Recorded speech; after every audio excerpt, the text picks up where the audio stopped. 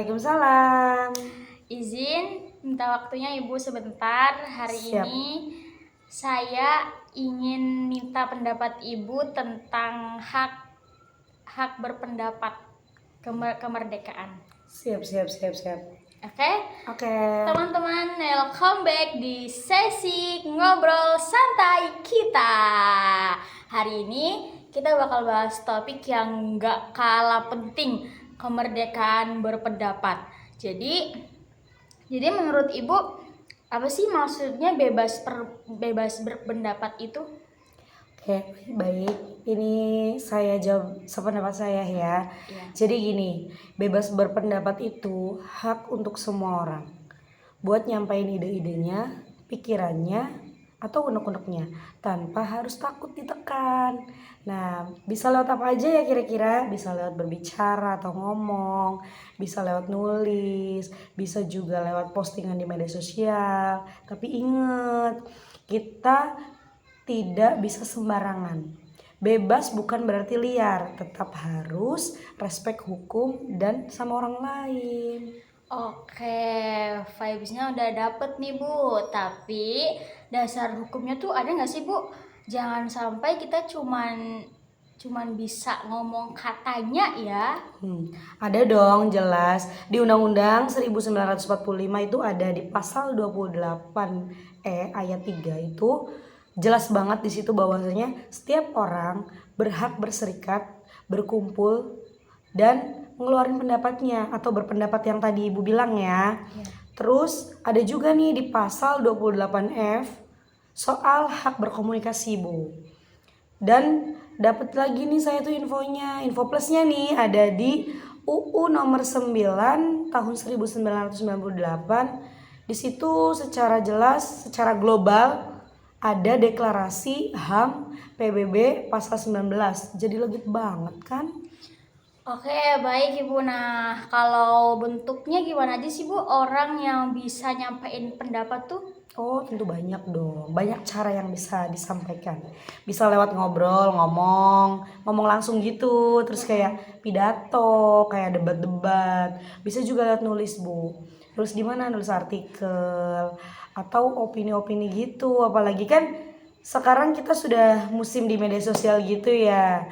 Ada juga nih bisa lewat aksi damai kayak demo. Dan sekarang kan paling hitsnya media sosial nih. Tentunya banyak di era digital. Media sosialnya bisa lewat apa aja nih? Bisa lewat Twitter, IG, TikTok, podcast ataupun yang lainnya. Gitu.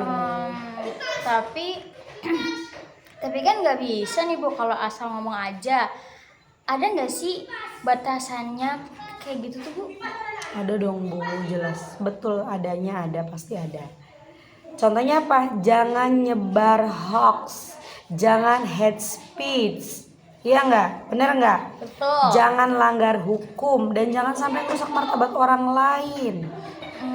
Jadi intinya bebas tapi tetap sopan dan bertanggung jawab. Oke. Jadi apa sih pentingnya buat kita sebagai anak muda tuh, apa pentingnya Bu kalau berpendapat? Penting banget. Dengan bebas berpendapat nih ya, kita bisa ngontrol kebijakan pemerintah, nyalurin aspirasi gitu, bikin ide-ide yang fresh dan bikin demokrasi lebih sehat, Bu. Kayak gitu tuh kayak ada dampaknya nggak? Ada dampak plus minusnya nggak sih Bu? Setiap hal-hal yang kita lakuin tentu pasti ada dampak positif dan negatifnya, ada pro dan kontranya. Positifnya di apa ya? Positifnya itu bikin masyarakat lebih aktif lagi, demokrasi juga makin kuat, kemudian ilmu makin berkembang. Tapi negatifnya itu kalau salah kelola bisa jadi hoax, konflik, bahkan perpecahan, Bu. Jadi harus pinter dalam memanage. Ibu, saya mau izin mewawancara Ibu, boleh ya? Boleh. Sebentar aja. Menurut Ibu, bebas berpendapat itu kayak apa sih? Ya gampang, bebas berpendapat itu kita boleh ngomong apa yang ada di hati dalam pikiran kita. Bisa cerita, kasih saran, atau sekedar curhat. Biasanya ibu lewat apa kalau bebas Paling seringnya ngobrol sama tetangga, rapat RT, atau di grup WA. Kadang juga nulis status di Facebook, Bu. Tapi kan nggak cuman asal ngomong ya Bu ya. Iya, betul. Jangan sampai ngomong bikin sakit hati orang atau jadi gosip. Ngomong boleh, tapi tetap sopan dan mikirin orang lain.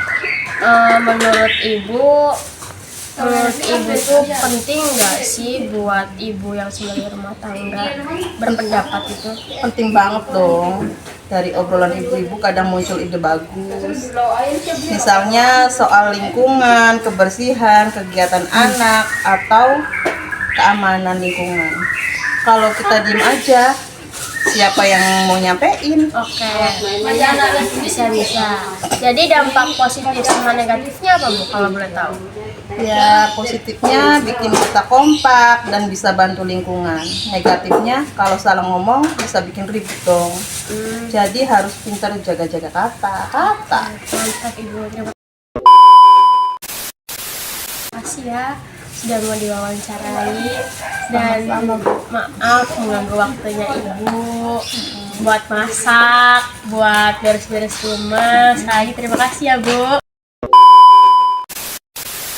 Oke, sampai sini ya Ibu. Terima kasih Oke, waktunya. sama-sama. Ya ampun, mau direpotkan, diwawancarai seperti ini malam-malam. Ya ampun, maaf mengganggu waktunya. Baik, terima kasih juga Ibu karena sudah memberikan kesempatan saya untuk diwawancarai bagaimana tentang berpendapat, bagaimana tentang kebebasan berpendapat.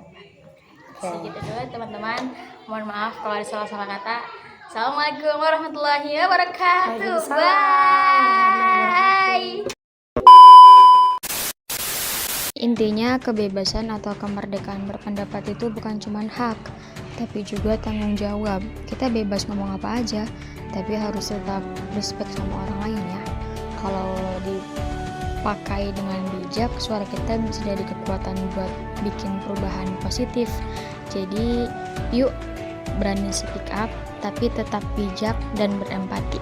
Karena disitulah nilai kedewasaan kita sebagai generasi muda. Terima kasih.